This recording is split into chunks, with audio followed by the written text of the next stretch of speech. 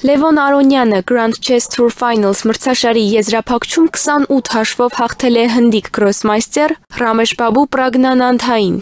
Սրա մասին հայտնում է Հայաստանի շախմատի ֆեդերացիան։ Այս հաղթանակով Լևոն Արոնյանը գրավեց 3-րդ տեղը եւ ապահովեց մասնակցությունը հաջորդ տարվա մրցաշարին։ Լավագույն եռյակը գլխավորում են համապատասխանաբար Ֆաբիանո Կարուանան, Մաքսիմ Վաշիելագրավը եւ Լևոն Արոնյանը։ Նշենք, որ ավելի վաղ օգոստոսին Լևոն Արոնյանը դարձավ Սենթ Լուիզում կայացած Grand Chess Tour St. Louis Rapid Bliss 2025 արագ եւ կայծակնային շախմատի մրցաշարի հաղթող եւ արժանացավ $40,000 պարգևի։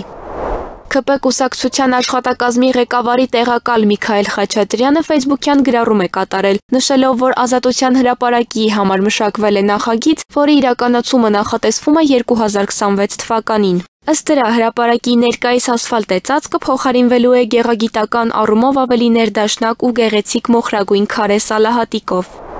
Քաղաքապետ Տիգրան Ավինյանը 3 հոկտեմբերի 3-ին տեսանյութ է հրապարակել, որում պատասխանում է քաղաքացիների հարցերին։ Մասնավորապես նա նշում է, որ 2018 թվականից ի վեր պարբերաբար օպերայի հարակից տարածքներում իրականացվել են սրճարանների քանդումներ։ Այս տարի իրականացվել է մեծ տարածքի քանդում եւ բացազատում, իսկ ինչ վերաբերում է Ազատության հրապարակին, նրա խոսքով արդեն կա նախագիծ, որը կսկսեն իրագործել 2026 թվականից, մոխրագույն վատ ասֆալտը փոխարինելով գեղեցիկ մոխրագույն քարով։